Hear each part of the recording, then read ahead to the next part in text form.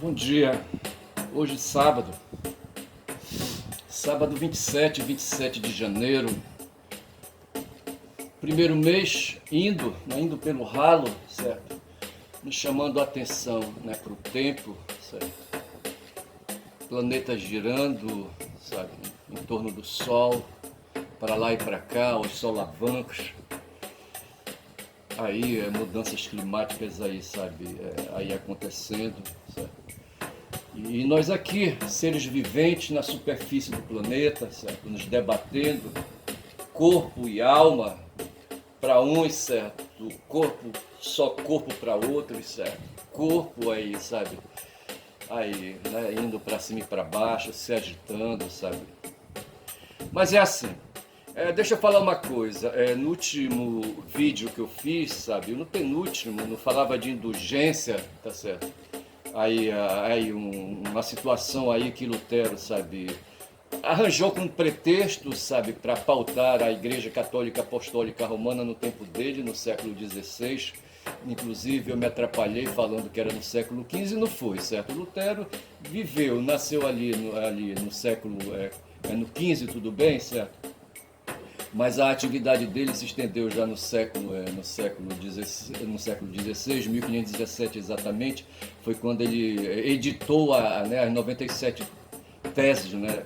E aí, sabe, querendo aí fazer a Igreja Católica Apostólica Romana vestir saia justa, certo? E se falou de indulgência, certo? A indulgência quer dizer remissão dos pecados, certo? Essa coisa aí de que aí, sabe, a criatura vivente, sabe, ofende Deus, sabe, pratica pecados, ofende os parceiros, certo, os próximos, certo. E aí, sabe, então ele tem que aí, sabe, se culpar disso aí, pedir perdão a Deus porque fez isso a ele e às suas criaturas, entendeu? Aí tudo bem, mas às vezes esse aí, sabe, esse mau comportamento, mau comportamento moral causa danos, certo? Aí no caso aí é preciso reparar e a indulgência vem para isso aí, certo? Reparar os males cometidos, certo? A si, né, a si, aos outros, a Deus, etc e tal. E no tempo aí, sabe, de Lutero, ele encontrou aí, sabe, essa marmota de que, sabe, se o cidadão ali, sabe, o fiel, sabe, desse uma ajuda aí, sabe, na construção de uma igreja, por exemplo, sabe, ele receberia uma quantidade de indulgências que reservaria um lugar certo para ele no céu, certo? E o Lutero se posicionou contra isso aí, certo? É isso aí.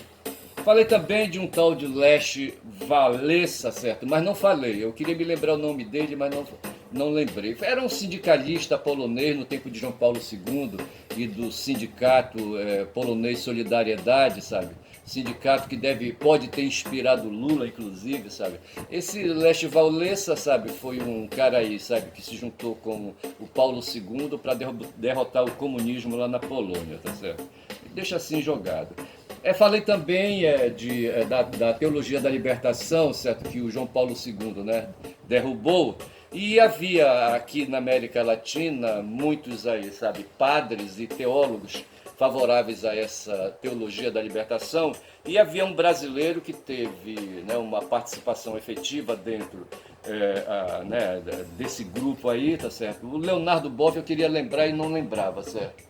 Vou marcar aqui, que são 10h40. Eu acho que eu comecei esse vídeo, mas 10h45 eu preciso marcar. Para 10h45, quando for 11 horas, 11h15, eu devo parar. E o nome do cara então é Leonardo Boff, certo? O Leonardo Boff até deve ter uns 80 anos aí, certo? Tá coroa que só porra. E falei também que no Rio de Janeiro tem uma organização criminosa, certo? Que atende pelo nome de Escritório do Crime, certo? E eu falei, Sindicato do Crime não é Escritório do Crime, ao qual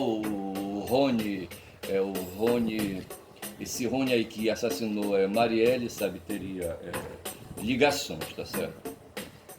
E falei também, sabe, falando de Tiradentes, né, falando de Inconfidência, certo? Eu falei que houve no tempo de... Tiradentes, sabe, se relacionou com um cagueta na época, certo? E eu falei... Não falei, eu deveria ter falado Joaquim Silvério dos Reis, falei outro nome aí, Domingos Silvério dos Reis, não era Domingos, era Joaquim Silvério dos Reis. Feitas essas correções aí, tá certo? Eu queria apresentar, eu estou com um cara aqui, sabe, que eu conheci, né, aí o algoritmo mandou para mim, sabe, esse professor aí, sabe. Meu amigo vai ser sobre Friedrich Nietzsche. E eu me interessei por ele, sabe por quê? Porque esse cara, ele é um amazonense, certo? Eu morei 16 anos no Amazonas. Aliás, eu quero dizer que eu sou Ernest, certo? Um codinome aí que eu tenho, certo? E meu canal é quem fala muito da Bom Dia Cavalo, certo? E égua também, para as éguas não ficarem reclamando, certo? E nós? Então tá bom. Então, quem fala muito da Bom Dia Cavalo e éguas, sem querer ofender, isso aí é uma metáfora, só para dizer que eu sou um caboclo falador aqui do norte. Aqui no norte nós temos um negócio aí de caboclo falador. Caboclo, né? É uma corruptela de caboclo, certo? E aí, sabe, as pessoas com continência verbal, certo? Aí, sabe, com déficit de comunicação e, sabe, quando encontra aí, sabe, um interlocutor, os caras se danam, né, a falar. Eu acho que eu estou enquadrado aí nessa situação. E esse cara aqui é o Vitor Lima, certo? Um professor de filosofia, um cabra novo aí, sabe? E o algoritmo me mandou, tá me mandando aí, o cara me parece que tem cento e porrada vídeos aí, sabe? De filosofia que me interessa. Ele tem uma biblioteca razoável, esse aí ele vai falar do Nietzsche, certo? E eu achei interessante porque eu estou querendo melhorar as minhas informações a respeito do Nietzsche, certo? Mas eu mudei muito pouco, mas numa coisa eu estou certo, né? O Nietzsche sofreu uma influência muito forte do Arthur Schopenhauer, sabe? E aos 20 anos, sabe, ele tomou conhecimento do livro do Schopenhauer, intitulado O Mundo como Vontade e Representação, e logo fez ali, sabe, um resumo, sabe, uma resenha, entendeu? E já foi falando aí da vontade de poder, entendeu? Da vontade como potência, aquela coisa toda, né? Willens Urmacht, sabe? E assim, sabe? E foi aí, ele é um cara peitudo, esse Nietzsche, sabe? Esse garoto aí, na época, né? E foi que foi, mais adiante ele vai romper, né, com o Arthur, sabe? Por questões de divergências, né? E o Nietzsche, ele vai ter um papel na história, sabe? Ele parece com aquele cara lá do Supremo Tribunal Federal, sabe? O Marco Aurélio Mello, que era primo do Collor, certo? O Collor, assim que assumiu a presidência em 2002, nomeou o Marco Aurélio, que era um juiz do trabalho, certo? Era um juiz do trabalho. Eu não sei se ele era desembargador do trabalho já, sabe? Não sei que ele foi alçado à condição de ministro do Supremo Tribunal Federal e o cara, rapaz, era do contra. São 11 ministros, certo? Incluindo o presidente. Aí sempre, sabe? Tinha 10 votos, o do contra era o dele, o tempo todo. O do contra era o dele, entendeu? É igual do cara. Um cara que remava contra a correnteza. O Nietzsche também remou contra a correnteza, certo? Ele fez filologia, certo? Que é aí, sabe, um conteúdo, uma área de conhecimento que estuda documentos, certo? Aí escritos, né, escritos antigos, né? E ele lá no país dele, na Alemanha, sabe, se dedicou a fazer estudos filológicos. A filologia, pelo que a gente aprende aí quando estuda a linguagem, certo? A filologia, antes da linguística de Saussure, certo? Era o estudo que habilitava pessoas para fazer aí, sabe, ensinamentos na área de linguagem, certo? Saussure introduziu a linguística, deu esse nome aí, linguistique, e aí passou, certo? E aí foi adotado e hoje você tem aí a linguística para estudar as línguas no mundo, certo? E a teoria da linguagem, de um modo geral, lato sensu, entendeu? E a filologia ficou dedicada apenas aos estudos aí de documentos antigos, etc. E tal. O Nietzsche, ele se dedicou a fazer filologia, na época era isso que tinha para ele, no século XIX, certo? E ele foi um filólogo, principalmente um filólogo, certo?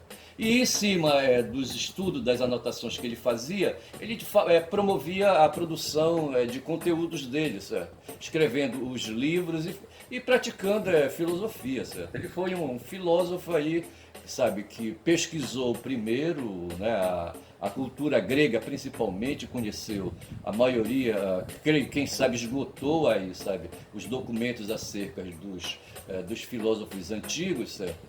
E veio passando. Aí ele cismou com 3 filósofos, certo? digo, o Sócrates, o Platão e o Aristóteles, certo? Ele teimou com esses três aí, sabe? Aí em cima disso aí, em cima da cultura grega, sabe? E aí que eu acho, sabe, que ele, ao limitar, sabe, aí, sabe, o pensamento dele, sabe, ao mundo ali dos gregos, sabe, é o que estava conhecido, desprezando o mundo ao redor, as outras culturas, sabe, as culturas ali da Ásia, sabe, da Ásia ali, da Ásia ao Ocidente, da Ásia ao Oriente, da Ásia ao Centro, entendeu? E assim, sabe, concentrando, né, seus esforços todos em cima dos documentos, da produção documental dos gregos, sabe? Eu acho que ele fica assim meio penso. Ele se queixava, sabe, que o Aristóteles, né, e os seus dois alunos ali, sabe, o Platão e o Aristóteles, sabe, fizeram os estudos filosóficos ficarem pensos. Ele mesmo é um penso, certo? Um cara que andou assim, sabe, em cima de uma perna só, entendeu? Porque ele se dedicou apenas ali, sabe, em concentrar sua atenção na filosofia grega, certo? Desprezando o que estava ao redor. Faça essa observação aí, sabe, humilde observação, entendeu? Querendo compreender, sabe, porque foi a partir de uma crítica que ele fez aos filósofos Sócrates, Platão e Aristóteles, né, e os demais que vieram depois, certo? E ali formaram então a corrente do pensamento, estabeleceram uma corrente essa contra a qual ele vai fazer uma crítica, né, e se posicionar, sabe, autonomamente, certo, com uma independência, produzindo seus escritos assim, tentando ser um erudito sui generis, certo? Um erudito aí especial, sabe? E é o que é, entendeu? E ele vale por isso, sabe? Alguma coisa do que ele suscitou, né, ali, sabe, em termos de discussões. Aí eu tô aqui, sabe? Eu conheci o Vitor Lima, sabe? E pretendo desenvolver, sabe? Aí, sabe? Uma relação de aproximação com ele em termos de leitura, tá certo? Mas eu estou aqui com eu quero fazer, já falei demais, eu não deveria ter falado tanto, porque eu quero fazer aqui uma apresentação, certo? Tem uma música aí, sabe, do Chico Buarque, chamado Funeral de um Lavrador, certo? Teve um escritor, um poeta, sabe, chamado João Cabral de Melo Neto. Ele escreveu um livro que se tornou conhecido, que interessa para nós aqui. Ele deve ter escrito outros livros, mas esse aqui é Morte e Vida Severina, né? Ele é pernambucano, certo? Morte e Vida Severina, estou lendo aqui no notebook, certo?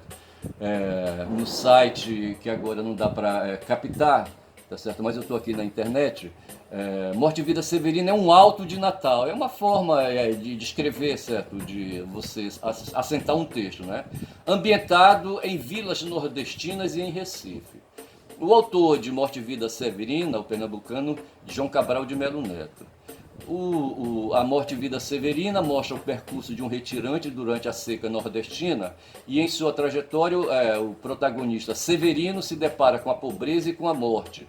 Infeliz com sua realidade, ele pensa em se matar, mas a vida acaba prevalecendo. A obra está relacionada à geração de 45 do modernismo brasileiro, tá certo? Aí aparece aí o Chico Buarque, tinha um grupo lá no Rio de Janeiro, o Teatro do Tuca, certo? E queriam fazer a montagem desse poema do João Cabral de Melo Neto, certo? Aí pediram pro Chico aí fazer aí, sabe, uma música, e o Chico escreveu Funeral de um Lavrador, tá certo? Aí eu vou tentar fazer aqui uma performance, não sei se vai dar muito certo, mas se não der, sabe, eu vou continuar, entendeu? Porque eu não quero perder o que eu já falei, já pensou? Se eu tiver que voltar tudo de novo, eu não vou fazer isso, certo? Então eu tô aqui, bora ver. Eu vou fazer, vou trabalhar só com a percussão aqui do teclado, tá certo? Bora ver o que é que dá. Aí, bora lá. Vou pegar o tom aqui, hein? Esta cova em que estás com palmo medida é a conta menor que tiraste em vida. É a conta menor que tiraste em vida. É de bom tamanho, nem largo nem fundo, é a parte que te cabe deste latifúndio. é a parte que te cabe deste latifúndio. Não é cova grande, é cova medida, é a terra que querias ver dividida, é a terra que querias ver dividida. É uma cova grande pra teu pouco defunto, mas estarás mais anjo que estavas no mundo, e estarás mais anjo que estavas no mundo. É uma cova grande pra teu defunto parco, porém mais que no mundo te sentirás largo, porém mais que no mundo te sentirás largo.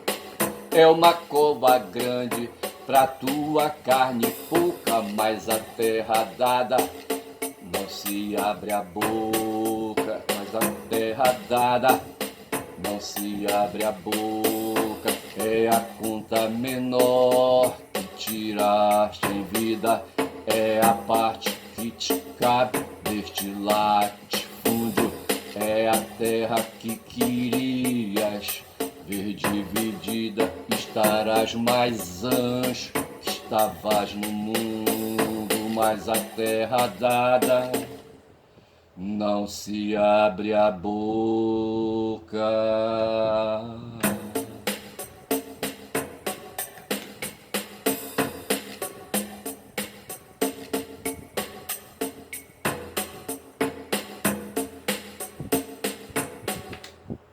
É isso aí, tá certo? Então, vejam, essa música aí é Funeral de um Lavrador. Eu queria fazer aqui uma memória, certo? Uma memória afetiva aí. Aí, sabe, na década de 70 eu estava em Manaus, sabe? A partir, em meados, assim, eu estava desde 73, certo? Eu cheguei em Manaus em 73. De lá eu trouxe 2 filhos e uma mulher, eu já falei isso uma vez, tá certo? E assim eu guardo assim uma relação afetiva com Manaus, tá certo? E eu lembro que em 75 eu comecei a cursar letras, sabe? Tinha uma motocicleta linda, sabe, de 350 cilindradas, sabe?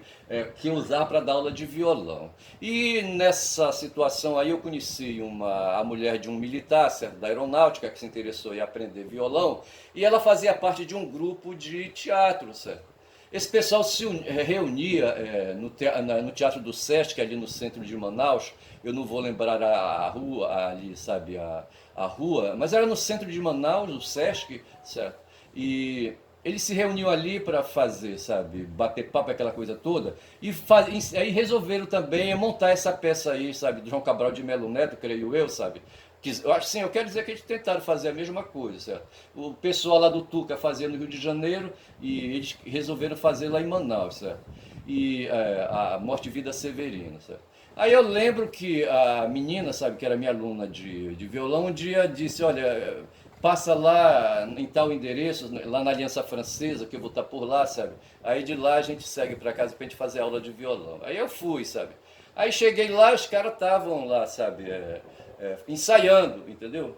Eu quero dizer o seguinte, quando eu ouvi a música Funeral de um Lavrador, essa música que eu toquei agora, se fosse acompanhar, certo? Ela é feita em 3 acordes, tá certo? A primeira, a segunda, certo? E um acorde que a gente chama de diminuto, entendeu? Ali, então são com 3 acordes, você sabe, cara. Mas eu lembro que na época eu ouvi essa música, sabe?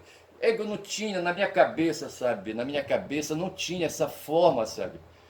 Eu achava que não tinha capacidade de fazer ali o acompanhamento disso. É um tom menor, sabe? No caso aqui, o tom que eu cantei foi em Lá menor, entendeu? E eu acho que o Chico também, quando canta essa música, ele canta em Lá menor. Ele faz a primeira, faz a diminuta, entra na segunda e está acabado, entendeu? A música está acompanhada. Uma música simples, entendeu? E até para não prejudicar o conteúdo, certo? Mas assim, eu ficava ouvindo, bicho, porque a música tem dessa coisa, certo? Tem dessa coisa. Teve aí um compositor, sabe, que teve um pai rígido, que eu acho que ele era músico, entendeu? O pai dele. Eu não sei qual, não sei se foi Mozart, eu não sei qual foi deles aí, sabe? Esse pai torturou, rapaz, o garoto, sabe? Ele andava, pegava o garoto pelo braço, ia pela rua, sabe? Aí tudo quanto era ruído, som, sabe? Ele perguntava do garoto qual era o tom, sabe? Ali, a melodia, sabe? Em que tom estava a melodia, aquele ruído, entendeu? Aí o garoto, sabe, foi se adestrando, sabe? Aí chegou num ponto que o cara ficou bom. Eu, sabe, e quando ele perguntava, o garoto já dizia, tá, não, esse tom aqui é tom de tal, é um tom maior, é um tom menor, não sei mais o que, etc e tal. Mas eu lembro assim que, e eu concordo com isso, não claro com a opressão do pai, certo? Mas assim, a música, como as outras coisas da vida da gente, sabe? As imagens daí, sabe? Ao redor da gente, sabe? Elas vão entrando no cérebro, sabe? E vão sendo avaliadas, sabe? Vão sendo medidas, sabe? Vão sendo ali arquivadas, entendeu? Ali nos compartimentos do cérebro, entendeu? E a música, ela vai, sabe, entrando, entra em você, entra no teu corpo, entra até nas tuas células, eu acho, sabe? E aí, se você vai viver, sabe, a arte musical, a arte dos sons musicais, aí essa coisa se incorpora, sabe? E você é capaz aí, se você tiver aqui na mão, sabe, a habilidade, né, para desenvolver, sabe, a arte também, né, o canto, por exemplo, e a própria arte instrumental, aí você se dá bem. Mas no meu caso, naquela época, rapaz, sabe, eu não tinha a menor condições. Eu acho que os caras até me convidaram, sabe, para fazer ali, sabe, a parte musical, sabe, mas eu pulei fora porque eu não conseguia, sabe. Eu fico imaginando como é que eu fiz esse trabalho de dar aula de violão, sabe? E eu sobrevivi disso, sabe? Quando fazia a faculdade de letras.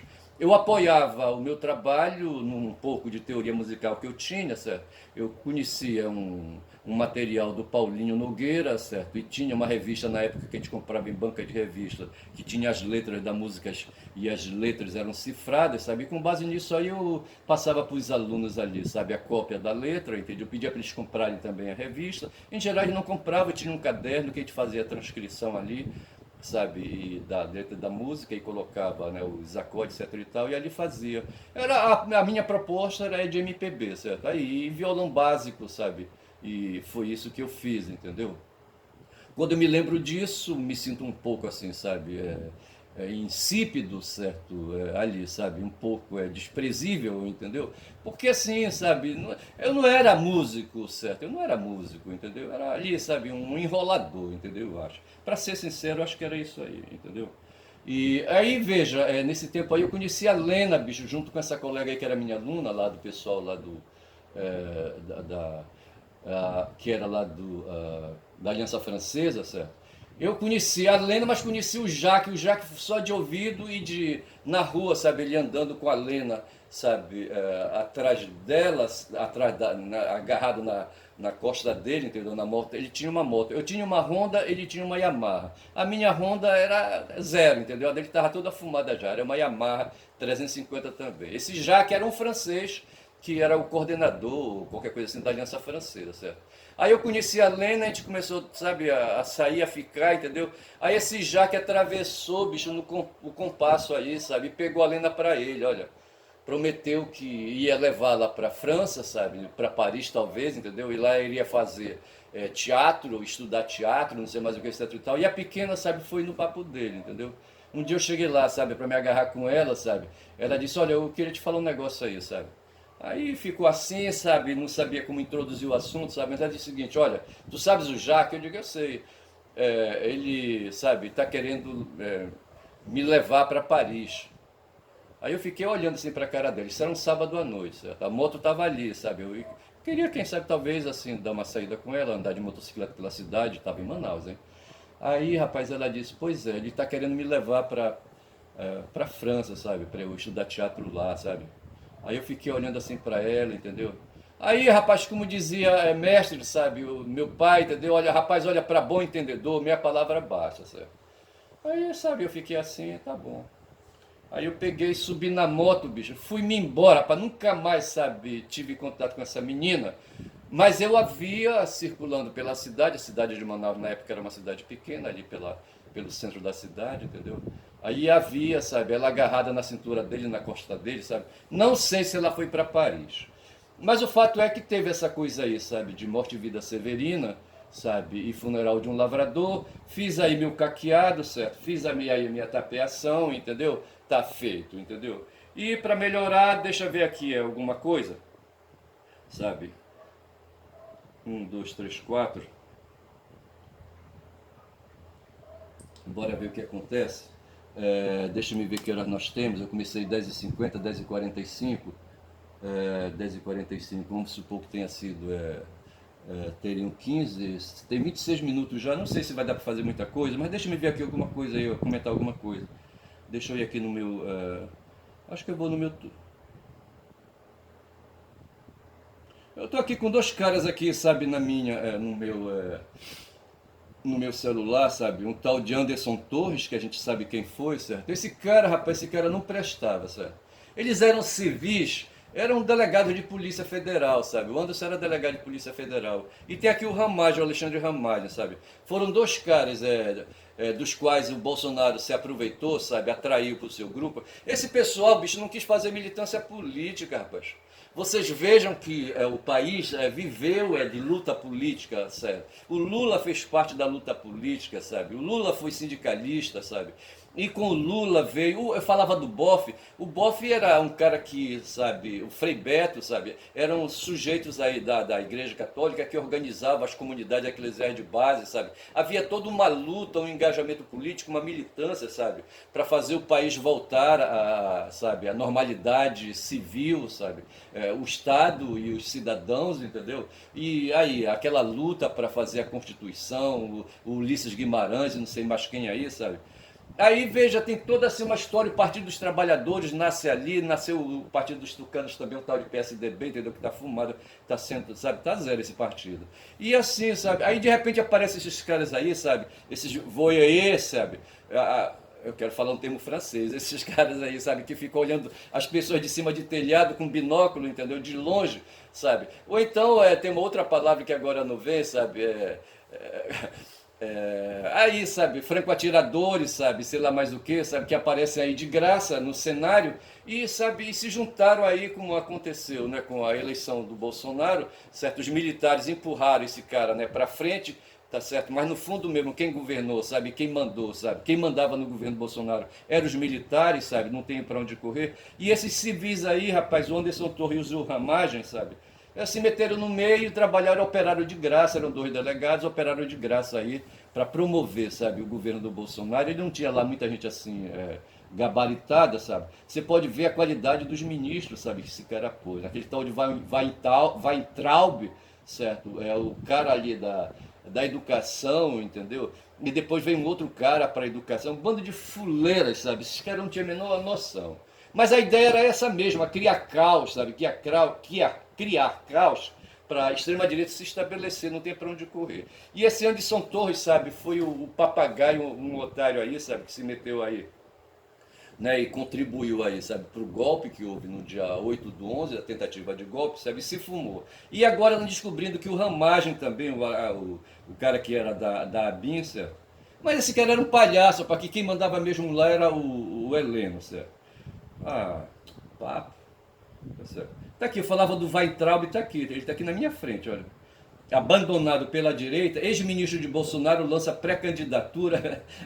Eu nem tinha visto isso aí, eu tô aqui vendo o Globo, certo? Abandonado pela direita, ex-ministro de Bolsonaro lança pré-candidatura em São Paulo com alfinetadas ao ex-presidente. O Abraham Weintraub comunicou nesta sexta-feira que disputará a prefeitura como candidato avulso em 22. Como candidato avulso. Em 22 concorreu a deputado federal, mas não se elegeu. E agora ele se lança, vai entrar, ele foi ministro da Educação, certo? Aí tem esse caso aqui que eu acho interessante, sabe, que é o caso né, do genocídio perpetrado pelo Estado sionista de Israel, tá certo? Eu já devo encerrar aqui, a minha hora já foi. Aí está dizendo aqui, né, que a África do Sul, em caso de genocídio contra Israel, a África do Sul desafia a ordem global liderada pelo Ocidente. Então veja que a África do Sul está botando para quebrar, certo? Lá o tribunal, que o pessoal diz que é um dos mais importantes tribunais da ONU, certo? Eles não refutaram, não julgaram improcedente, sabe? Receberam a ação, a reclamação da África do Sul, o processo está continuando, certo? Só não tiveram peito, sabe? Só não tiveram peito para já assim, sabe, se antecipar num veredito, sabe, dizer que está havendo ali genocídio, sabe? E deixaram a guerra continuar. A África do Sul pediu, pelo amor de Deus, tá certo? Conceda aí uma liminar para a gente aí, suspendam, rapaz, essa guerra aí. O que os caras fizeram foi apenas recomendar que a África do Sul, digo melhor, que o Estado de Israel, os sionistas lá, sabe? Mordam, sabe? Mordam suavemente, vê se pode. Mordam, assim, tipo vampiro, sabe? O vampiro, o morcego, quando ele vai, sabe? Ele ataca a vítima, ele primeiro injeta ali, sabe? Ou enquanto morde, ele vai injetando ali, sabe? Um anestesiante, entendeu? Que a parte nem sente, rapaz, que está sendo mordido, certo? Assim faz aí, rapaz, esse tribunal, sabe, aí, de justiça, sabe? Lá em Haia, entendeu? Recomendou que Israel mate, mas mate devagarinho, entendeu? Lá os palestinos. Eu paro por aqui com protestos, certo? Com protestos contra essa situação, sabe? Essa situação desumana, essa situação brutal, né, que os sionistas israelitas lá, ali na Palestina, estão perpetrando contra árabes israelenses que são tão semitas, sabe, quanto os israelitas são, certo? Então não adianta querer invocar, sabe, que antissemitismo só se aplica a eles, certo? Se existe antissemitismo nesse momento, sabe, o que se está fazendo ali com os árabes palestinos ali, sabe, praticar também um genocídio antissemita, sabe, semitista, como quiser, entendeu? Porque os árabes palestinos são tão semitas quanto os israelitas, né, que o pessoal diz que são primos. Fico por aqui, o meu canal é quem fala muito da Bom Dia Cavalo e Égua, falei, aí um abraço pro Vitor Lima, que certamente não se mete aí, sabe, nesses tererês que eu me meto, tá certo? Espero que o vídeo não tenha sido cortado e feito dois. Meu nome é Ernest, valeu.